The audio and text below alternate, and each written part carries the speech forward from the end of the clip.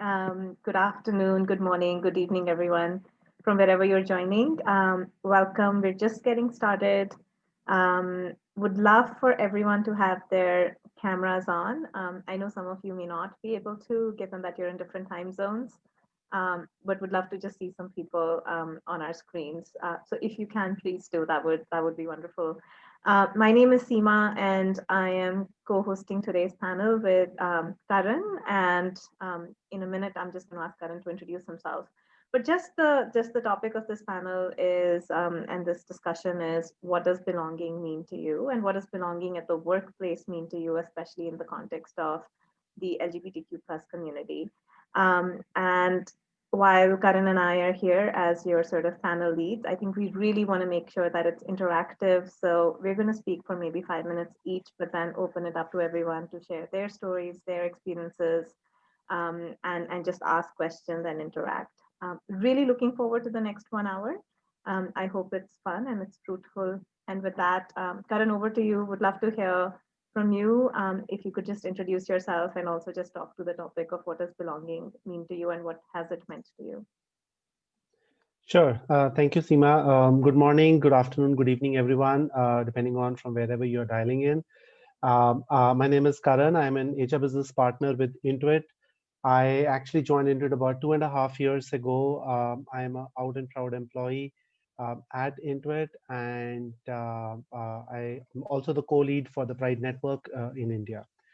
What does belonging mean to me when, I think the sense of belonging, according to me, is basically a psychological feeling of feeling connected to either a social gathering or a culture or a country or a state, right? And in the context of today's discussion, we're talking about a workplace. So a psychological feeling of feeling connected to a workplace. Sense of belonging, according to me, is like a very basic human need, just like a need for food and water and shelter. And a lot of studies have actually started showing that a sense of belonging is way more than just creating like a good vibe or creating a nice environment. I think it's at a very fundamental level of how people feel, or whether people feel they can really be safe and authentic at work. So I think, according to me, that is what a sense of belonging to me is. Uh, Another analogy which we use quite often at Intuit is that diversity is a fact, but inclusion is a choice.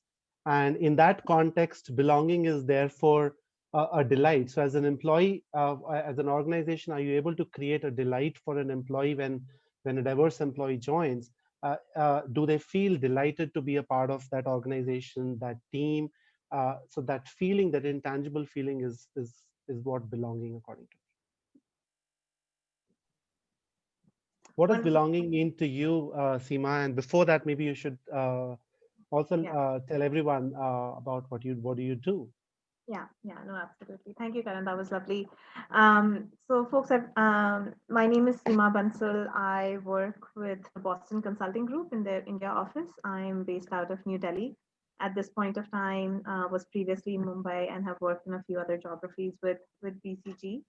I am the lead ally for our group, which we call Pride at BCG. I have been the lead ally for the last 4 or 5 years. But I think my experiences with, and and sort of more professionally, I lead what we call our social impact and development practice.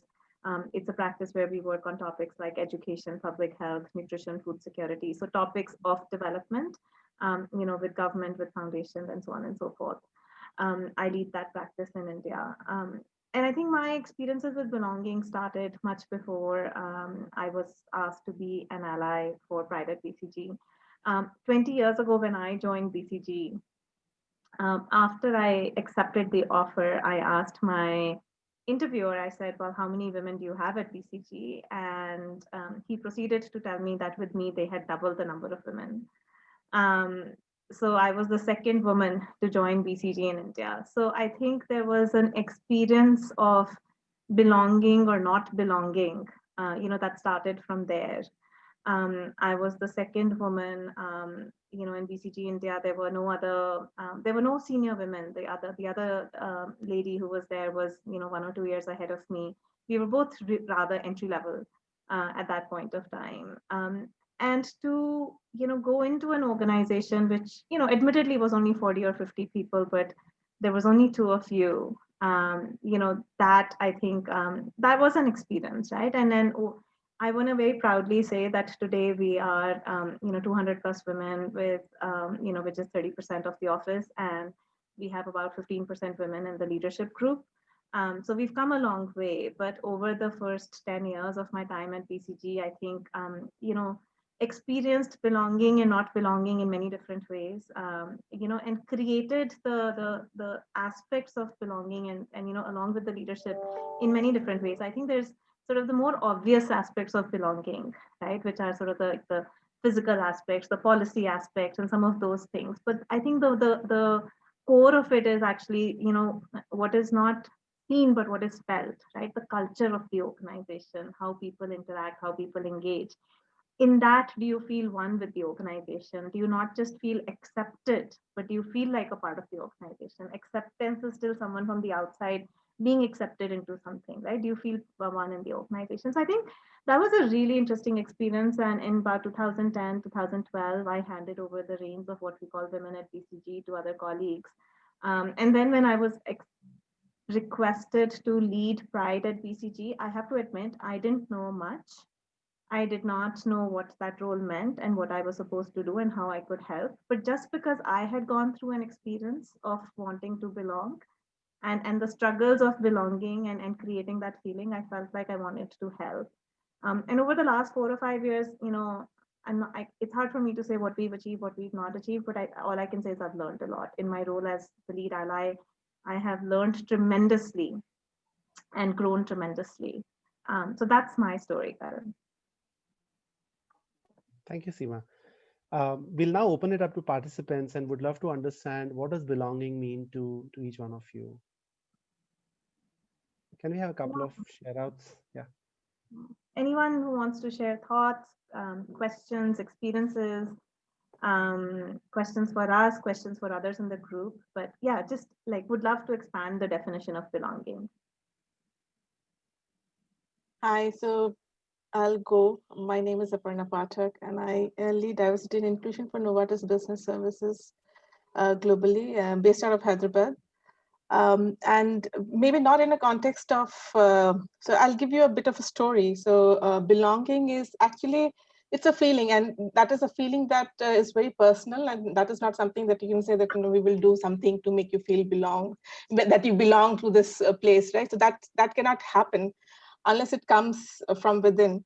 And so I'll talk a bit about my career, right? I started in the Indian Air Force. So I was the first batch of women officers in meteorological branch, and we were two of us in that, and they were just taking women for the first time in Indian Air Force. And we used to have this get together, the informal, formal dinners, get together that was there, and we did not know where we belonged, whether we belonged to the women who are generally the officers of the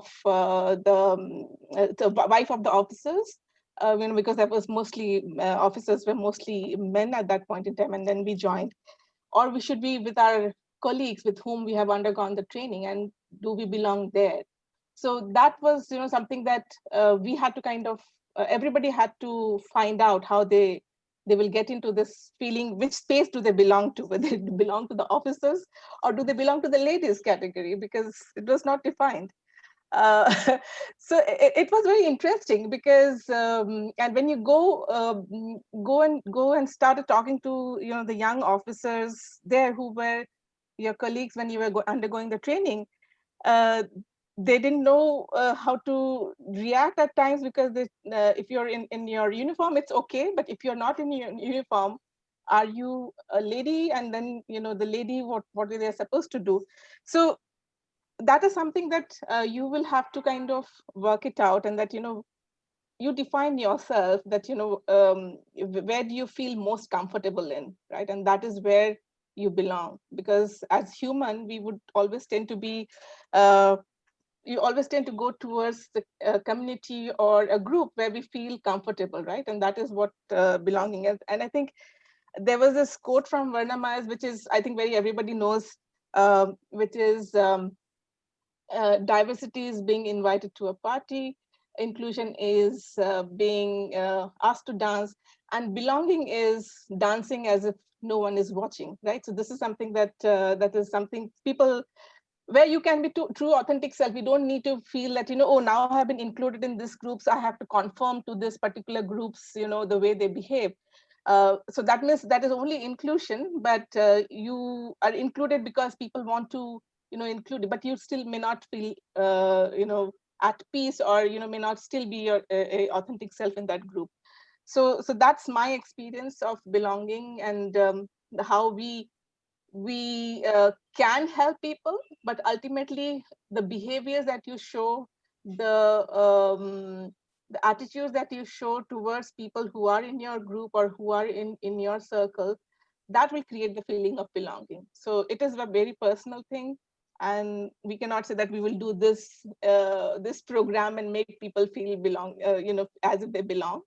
So that's my take on belonging. Thank you so much for sharing, Aparna. That's an awesome share out. Thank you. Anyone else wants to share what belonging means to them?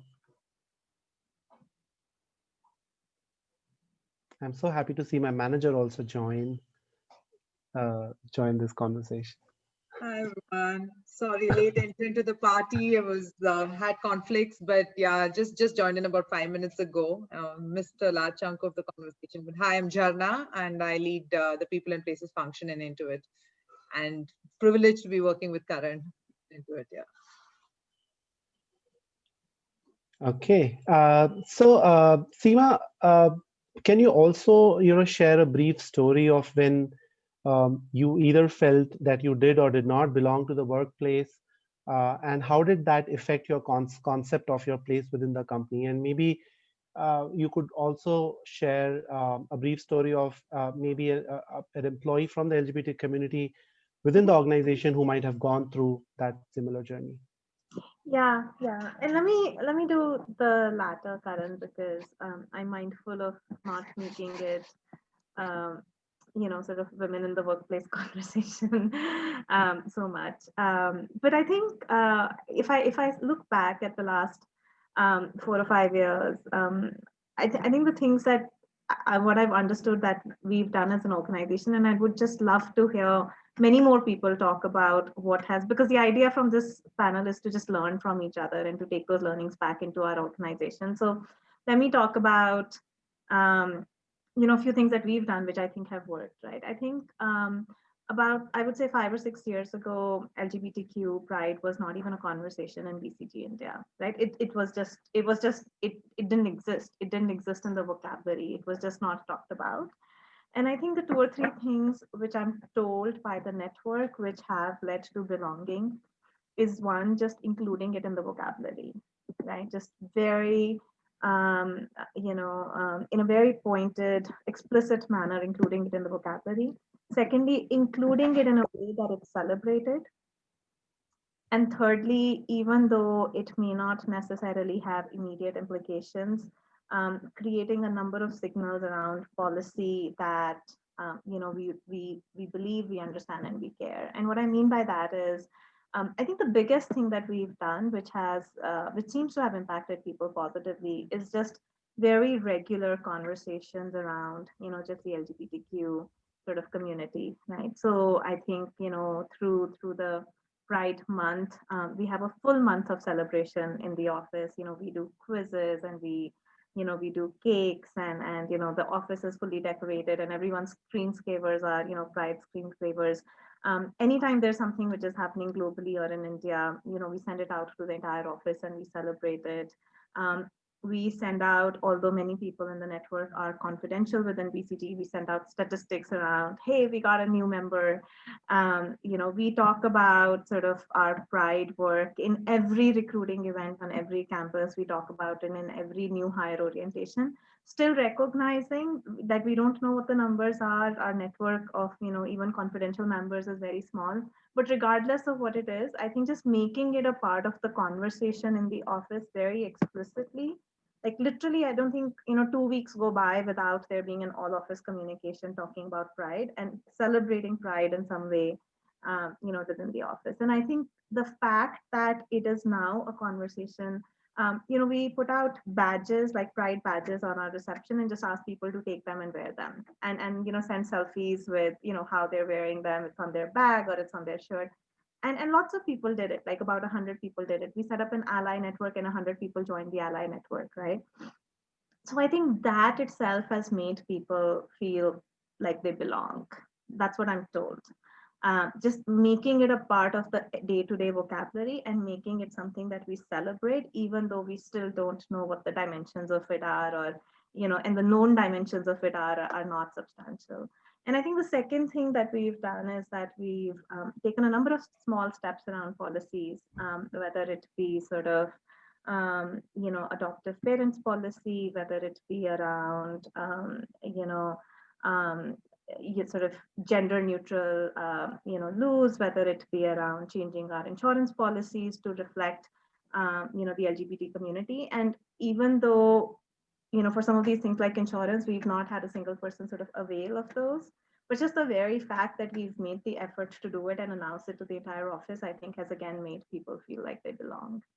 So those are some of the things that I have seen over the last 4 or 5 years, which have been recognized by the network in terms of just creating a positive and safe space. I think what we are still not able to necessarily do is identify and plug the negatives, right? The inherent biases, the humor, all of that stuff, which probably impacts people, but because it's unknown, I think, and because, and it happens in small spaces and unknown spaces, I don't think we're able to surface it and plug it right now. And that's our next challenge, unconscious biases and all that entire space. But I think the creation of a positive and safe space and a space of celebration, I think some of that we've done well. But I know this is very little of what we should be doing. So would love to hear from everyone else about strategies for creating this, this feeling of belonging in organizations. Yeah, and I'll probably share a couple of stories from my end as well. I think one is sharing my own experience, and then maybe another one from one of our employees. So when I joined 2.5 years ago, I was going through a personal journey of self-acceptance, and there came a point where I felt that maybe I should just consider coming out at work, and I just happened to travel to US for a work trip, and then met our chief diversity inclusion officer, and I came out to him, and his question to me was, do you feel safe to come out? And my initial reaction and answer to that question was no. And he asked me why, and I said, I don't know. It's a very intangible feeling. I haven't heard anything which I can even remotely call homophobic, or any kind of a comment which should make me feel unsafe. But it's still, despite all the inclusion efforts, I don't still feel that I can just openly come out. And all he told me was, and I was very, very new to the organization, and all he told me was just give it some time. And post which I think a lot of things changed, right? I started looking for those cues of how this company operates, right? And as a new employee, so small things like looking at how your leaders are talking about diversity and inclusion in various forums. Our CEO has at multiple places shared his own journey of inclusion. He relocated from Iran to US when he was a child, and how it has impacted his whole experience of feeling excluded, and why therefore inclusion is very personal to him. So cues like that, we have a program called Ally Training, where people can go and take an online training. It's a 10 minutes short training. And then once you complete it, an Ally badge shows up on your intranet profile. So, so visible allies. You can also actually choose to select an out and proud badge if you want. Now, small things like that, usage of pronouns, for example, is quite common. So some of these cues that I was observing, and then I felt that, okay, now I think I think I'm ready, and I think my manager Jharna was the first person I actually took the courage to come out at work. And I think since then it was a small but a bold step for me. But then I think there was no looking back after that. Then I slowly started coming out to the colleagues that I work with in HR, then to the business leaders, and then to the organization at large. And I think that whole feeling of not only being accepted for who you are, but also feeling respected for the decision that you have taken to come out. I think that has, to me, is what belonging meant to me. And 2 years fast forward, recently we had a college graduate join from one of the campuses, and that individual decides to come out to me pretty much in the very first week of his joining. And I asked him, why did you choose Intuit? And the answer that I got was that that individual has been following Intuit's work in this particular area for quite some time, and despite having a couple of other offers, still decided to pick Intuit because that person has now actually started the process of transition, and felt that this is probably the right place for this person to start their career. Right now, to me, this is a very powerful story of what belonging meant to that individual. Has never worked with Intuit before. This is probably the first job ever post graduation, and still kind of feeling that way. So to me, that is what belonging, an example of belonging. Would love to hear other examples from other organizations, from your experiences. If I may, I really love the way that you just framed belonging also as an internal feeling and inward facing. I mean, I'm sorry, I'm CV Viverito. My pronouns are they, them, and I work without an equal. I mean, especially working without an equal, we're so hyper focused on, making sure the workplace is a belonging place, but you have to be your own belonging place in a way first. And that, it's so refreshing to hear you say that. It reminds me of my own experience. Actually, I was working for a different nonprofit organization, also an LGBTQ focused organization, and my workplace was very welcoming, and it was a safe place for me to come out as a trans person, as non-binary. Like you said, I didn't hear any comments, but if you were to ask me why aren't you out at work, I would just say, I don't know, I'm not ready. And so it kind of makes me think the workplace needs to be ready for when you are ready. And knowing that I knew that I could, I just wasn't there yet. And so, but even knowing that I could when I was ready was extremely, extremely helpful for me. And I know a lot of people, sometimes the workplace is a safe haven for them because they can't come out to their families. And so coming out at work really keeps you very sane, and gives you a sense of community and security. And yeah, it's funny, you made me think of that, and I don't know how I didn't realize that before. So thank you for sharing. Thank you, CV. Yeah. Anyone else wants to share out? So I'm happy to go. I'm Vibha. My pronouns are she and her. And Seema, it's great to see you again. I don't know if you remember me. I actually work I was the one who put up the question about the not-for-profit space. I work in a not-for-profit that works with children with disability. And so inclusion is a big deal for us. We choose to employ individuals with disability, and the language around disability is important to us. It's only been recently that many of the younger folk have been pushing the boundaries of, do you have to be specific when you talk about inclusion? Do you then need to go about making the workplace inclusive for different kinds of inclusion? I mean, even definitionally, does that make sense? And in particular, they've been, we're an organization where of 100 people, where there are 12 men. And I think, so 2 of them are gay and very open about discussing issues related to the LGBTQ community. And they have pushed us to think about how, as an organization, are we, just as you both said, are we articulate about the fact that we are inclusive in every sense of the word? And I'm actually here on a learning journey, and it's been really, really interesting for me to see parallels, to see, I mean, I'm reminded of a Desert Island Disc that I heard with Sinead Burke, who is a little person, as she likes to call herself.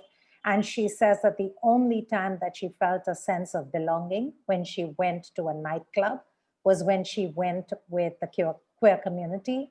And as a little person, that was the only time she felt accepted, because it felt inclusive of every kind of person. So yeah, thank you for having me here. Thank you, Vibha, for sharing that. Okay, Seema, would also love to understand, any good examples of creative programs or initiatives that your organization has created successfully, which has actually helped in furthering the culture of belonging. I'm trying to think, creative programs.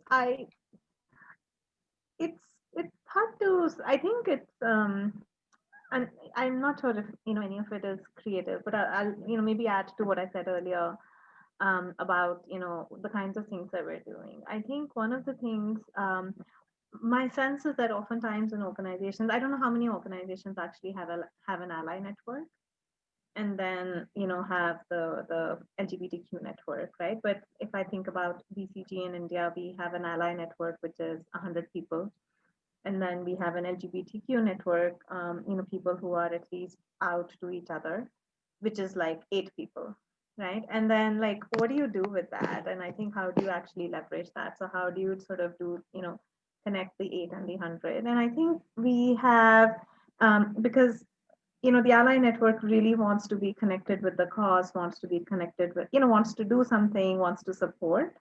But like, what do 100 odd people do? So I think we've actually spent a lot of time this year thinking about how to engage the 100 people that we have in the ally network in meaningful ways.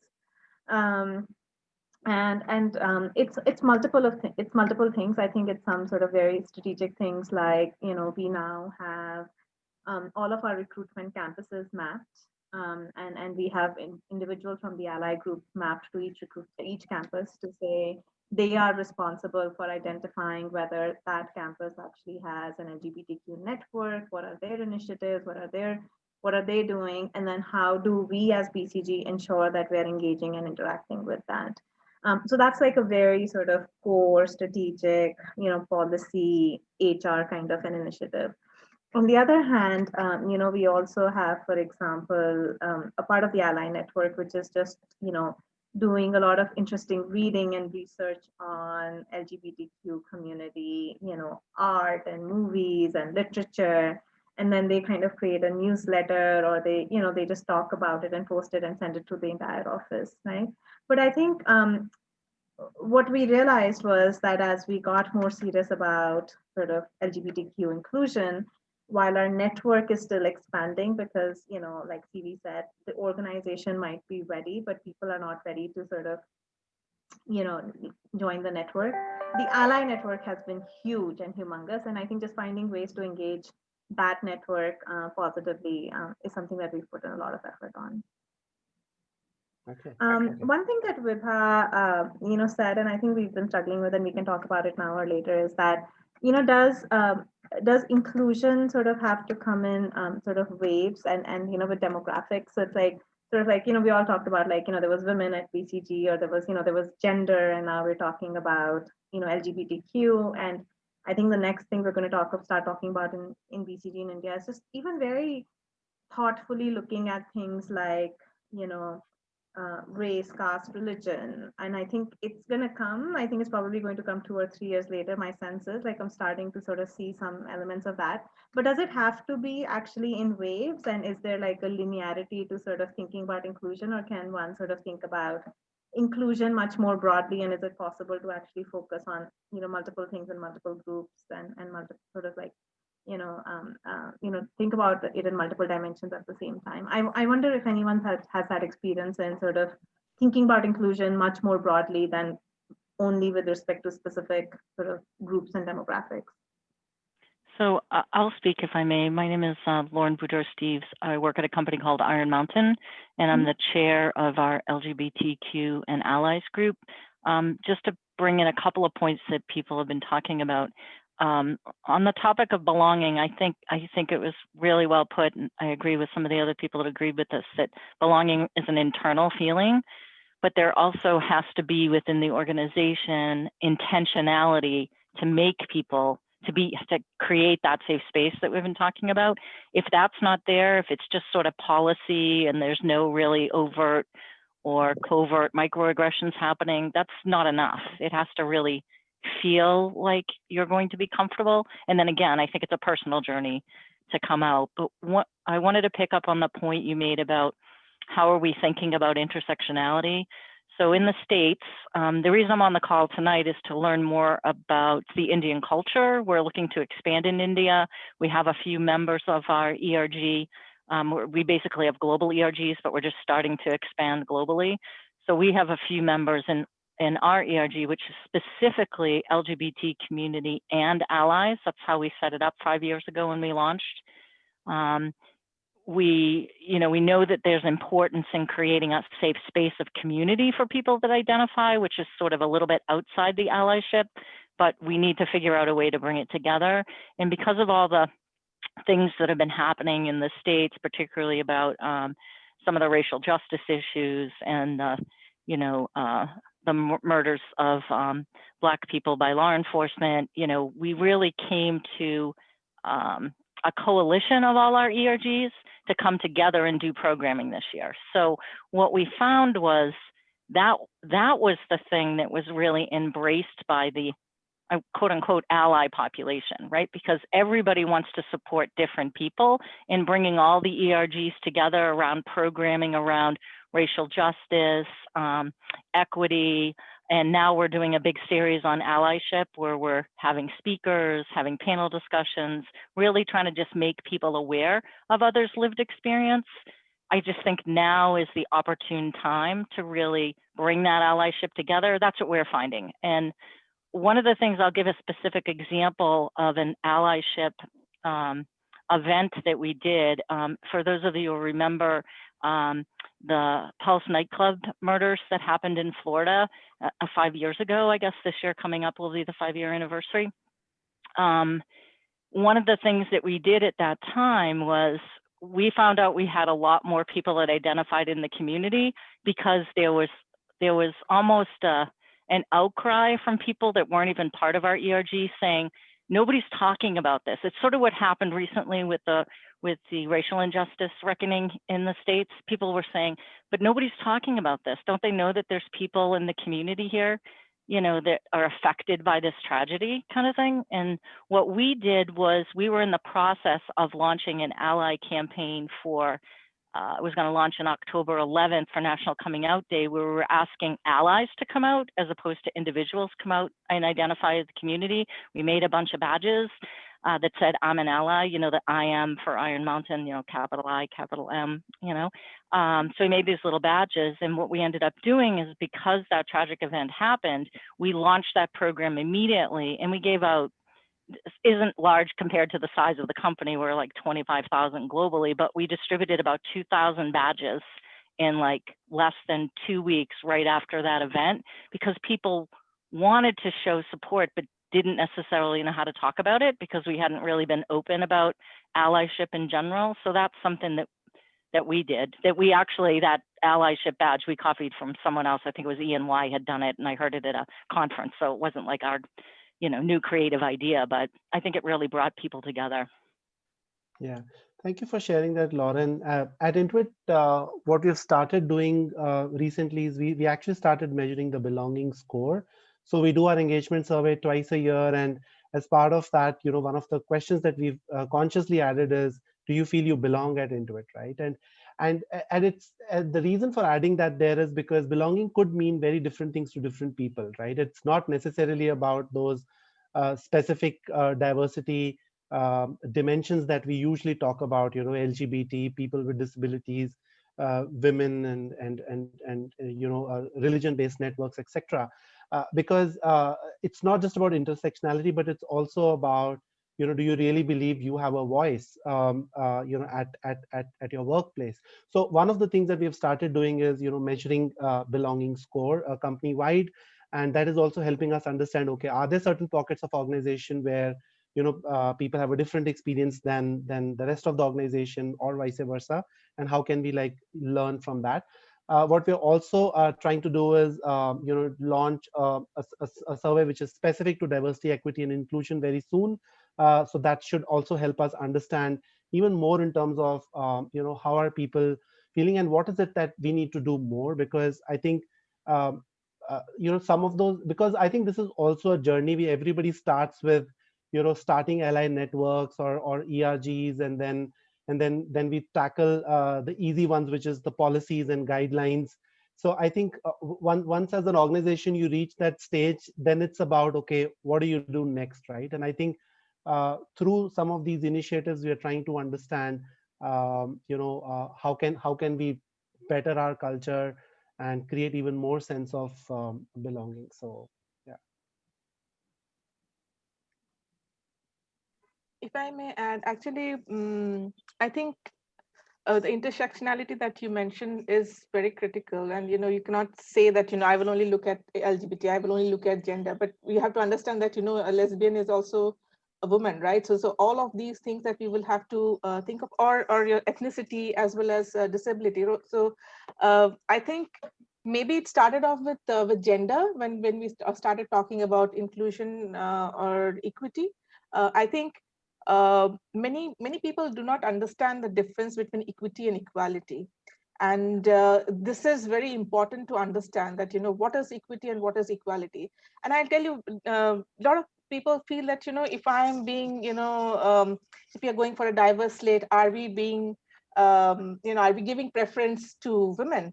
But it is not about preference or inequality or equality that we're talking about, but we are talking about equity.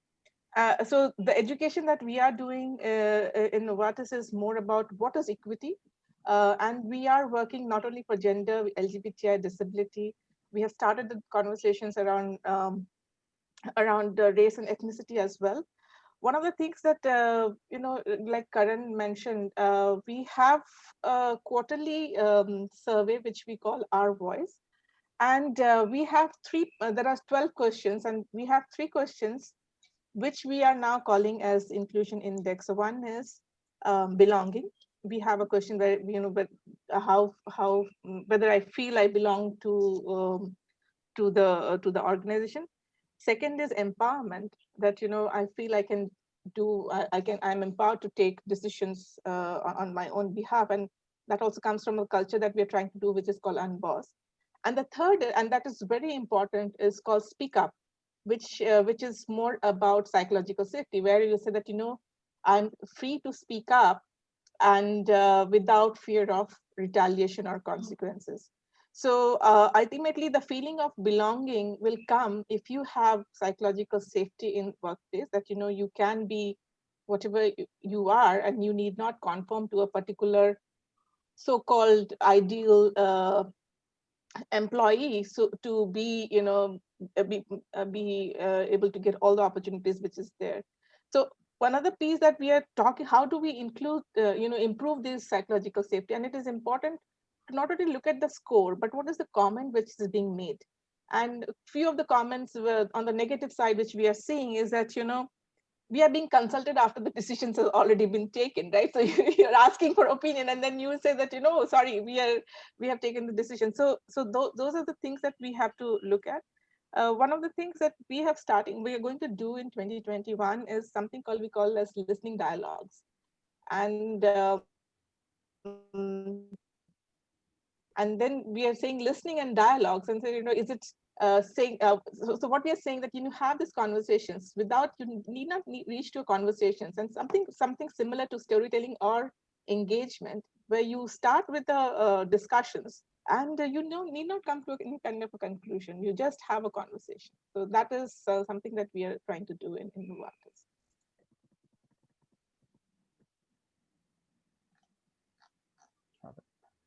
Thank you for sharing that.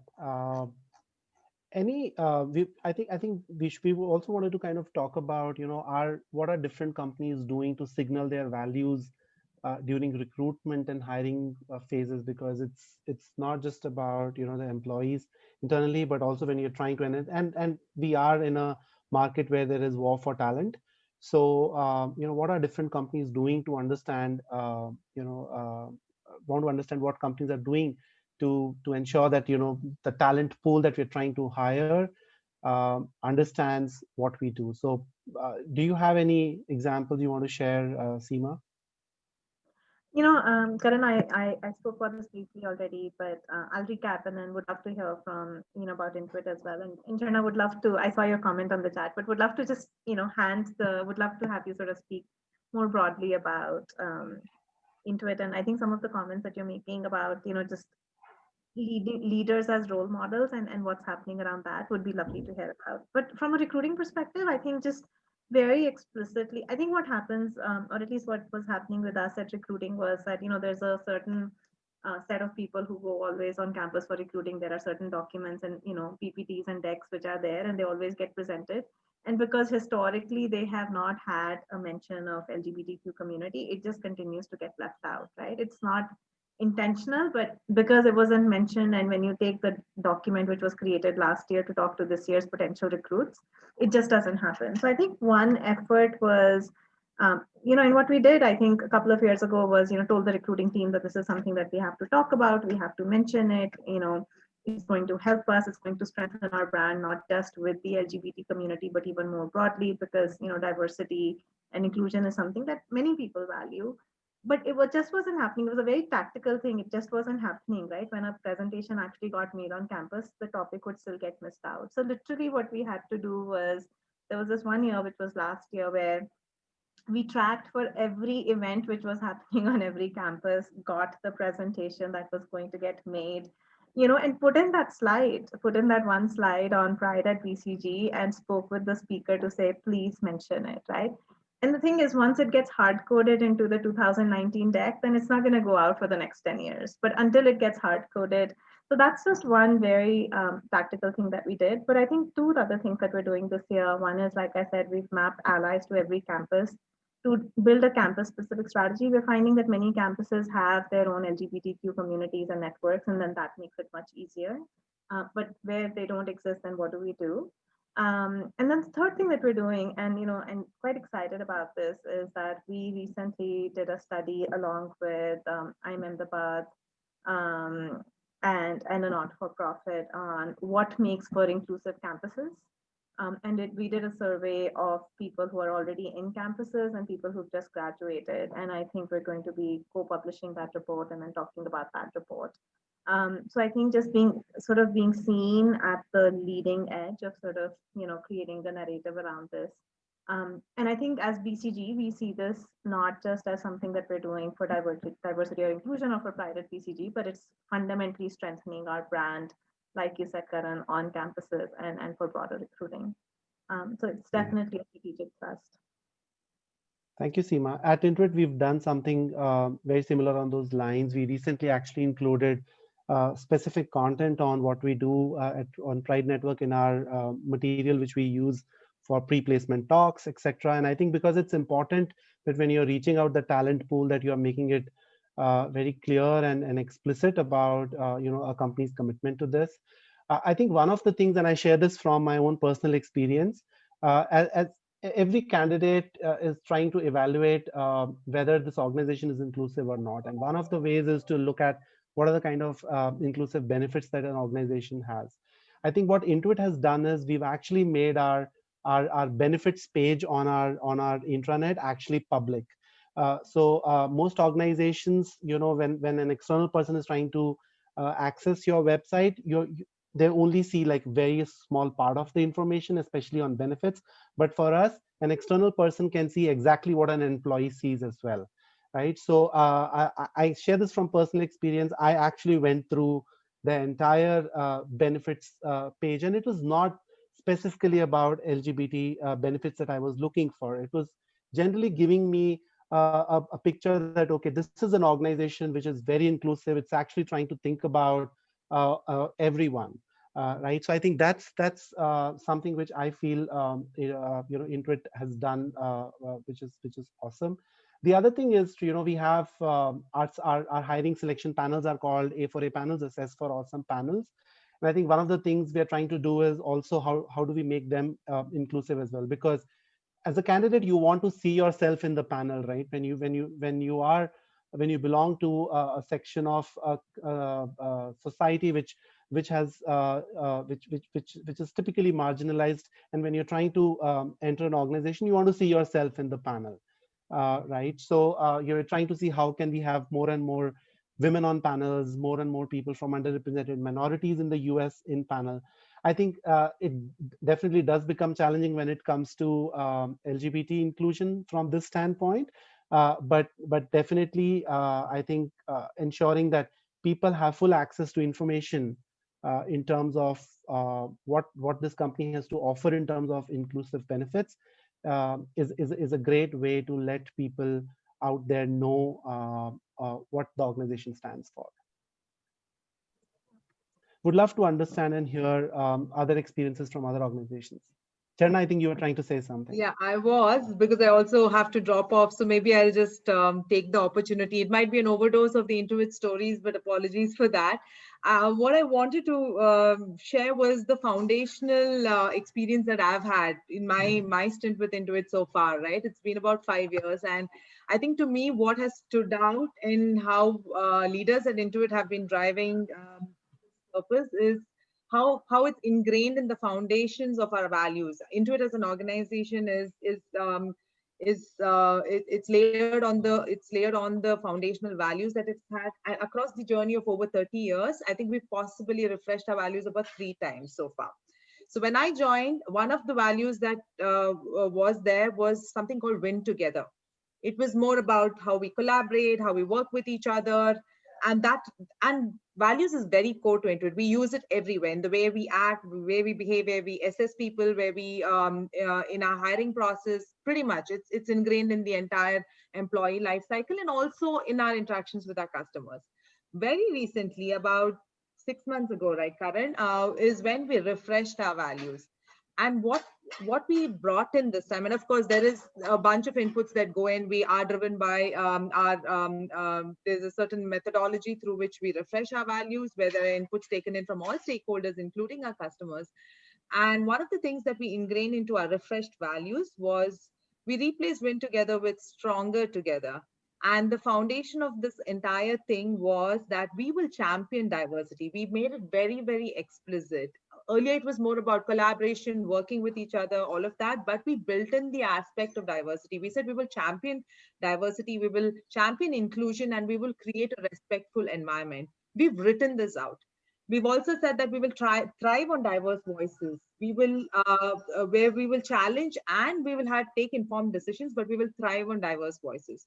And we also said that we will deliver exceptional results so that everyone else can count on us while we do all of this. And these are really written. And from the way we use our values, because it's pretty much there in everything, hiring to assessment to, promotions to everything, we use this, as well as in how we work with our customers. So it's hard coded into something called our values framework. It's there for everybody to read. So today, words like diversity, words like inclusion, words like diverse voices being heard and being accepted is all in there. And I think to me that is foundational. It forces me to think like that, because that's my holy grail. I have to look at it every time I act, behave, I do anything as a leader. So that's an example that I wanted to share, and I find that very powerful, very, very powerful, irrespective of what your designation is, whether you're a new hire or you're the senior most person. You have to live by it while you're in the organization. So that's a little story that I wanted to share with you. Thank you. I mean, that's amazing, Prerna.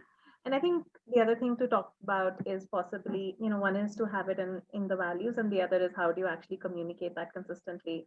And the reason I say that is because, we're going through that process in BCG right now. Our value statements were written, I don't know, the current value statement was written probably 10 or 12 years ago, right? And it has everything. It has respect for the individual, it has diversity. But what you realize is that if you ask 50 random people in the organization to name BCG's 9 values, most people don't know that there's 9. And then if you ask them to name the values, it'll be like, they'll probably get like 3 or 4, right? So I think we're actually just recently starting a process of where we've created tribes of groups of like 15 to 20 people, and the tribes actually come together every 6 weeks or 8 weeks to have a discussion on values. The first discussion is actually just what are the values and when have you experienced them. Then the second discussion 2 months later is have you ever felt a value challenged, and where you've had a conflict with, in terms of a real situation with respect to the value, and how did you actually. So and would love to hear either about Intuit or generally other organizations as well about how do you embed this in the values, and then how do you also just make sure that the values are communicated, understood, and lived every day. I'm also mindful of the fact that we have about 8 odd minutes, so would love 1 or 2 last comments. This is your last chance to come engage on this panel at this point of time before Karan and I close. So I don't know, it seems to be I'm not the one who's kind of hogging the time over here, but I would like to share something on the recruitment side. So obviously for gender equity, we have diverse panel slates and also in US specifically on the minority piece.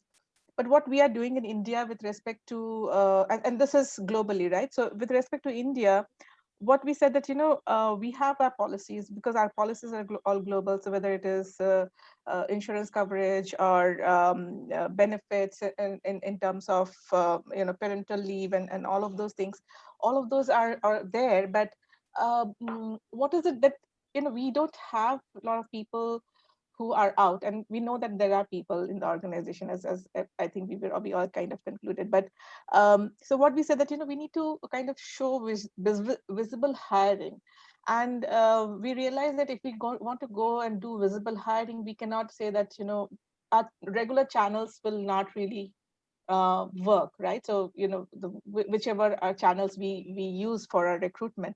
So what we have done now is that we have onboarded 2 firms, or who actually are response, or who do the recruitment through whom you can do recruitment from trans or for people from LGBT community as well. So that is the recruitment practice that we have said that we will onboard specific vendors for us to help hire people from this community, and so that at least we are now able to say visibly that because they are all out, right, in these community which is there. So we say that these are the people, and then we kind of make people more comfortable and say that and what is their experience around this. And obviously we have the ERG and everything which is there, so that we make that effort to integrate them into the workspace. And then hopefully when we have our self ID program, which hopefully will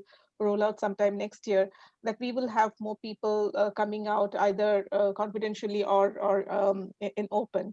So that is the other thing that we are doing. And with respect to D&I, it is now embedded in our code of ethics in Novartis. So that's another way that, how do we hard code it? This is embedded in our code of ethics. And our values are very simple. They are inspired, curious, unbossed, and integrity. So you should be curious and you should get inspired by the work that you're doing or by the colleagues that you're interacting with. Unbossed is that you are accountable for your actions, and that is something that talks a lot about what we want to do, and the same thing is ultimately is all undermined by or underlying of all of this is the integrity that everybody will have or bring to the table. So that's it from my side on what is what we are doing in D&I and integration of LGBTI. Thank you, Aparna. Lauren, I know you switched on your video. I was wondering if you wanted to add something. Okay. The one thing that we did this past year when we rewrote our values, and unlike others, I'm not sure I know them all, but the one that they did change was they had a teamwork one, and they changed that to teamwork and inclusion.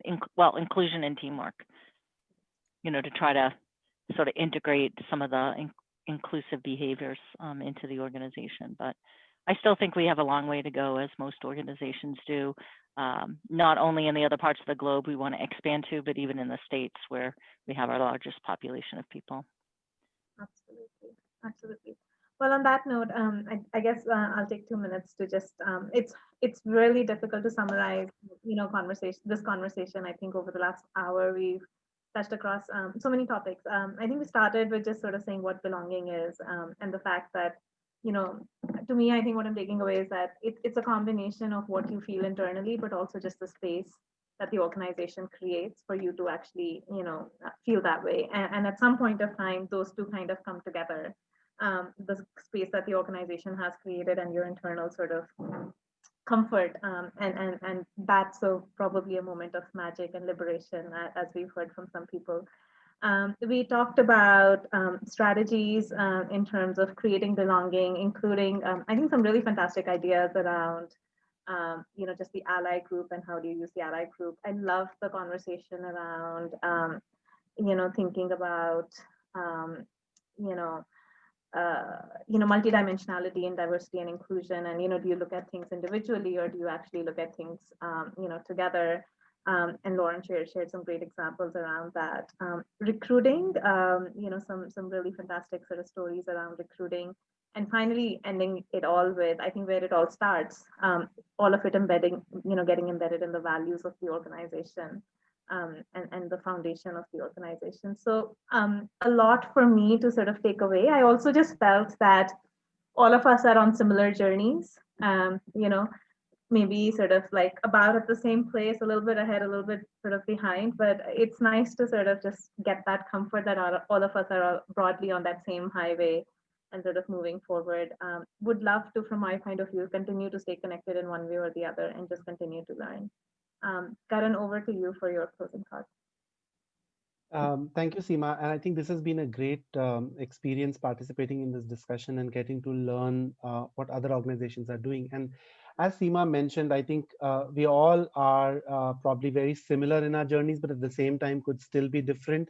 And actually it doesn't matter, irrespective of where you are on this journey. I think what I want to definitely say is that creating a sense of belonging and doing any work on creating an equitable environment is a tough job. And all of us, depending on the roles that we are playing, we are trying to do our best to create that environment. And I read it somewhere that if you're leaning into equity work that is not kicking your butt at times, you're not doing it right. What it means is that if you're trying to further your journey, and if you're not facing resistance, if you're not facing questions on why, how is it really needed, if you're not getting some of those questions, you're not doing it right. So equity work is hard, but it is important. And therefore, I think I want to congratulate each one of you and your organizations for the commitment that I think all of you have shown in terms of furthering this particular effort.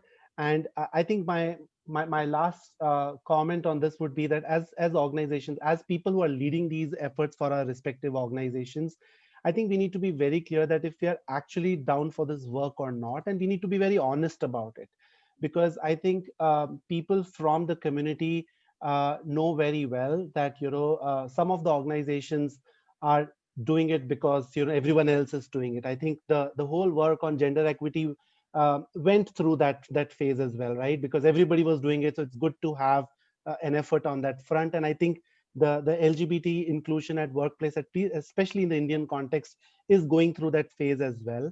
So I think it's important that if you're really honest about where do we stand on this, and then keep working towards it. That would be my my request to everyone.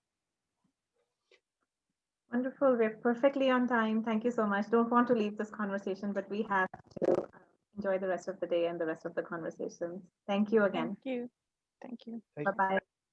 Thank you so much for joining. Bye-bye. Thanks, everyone.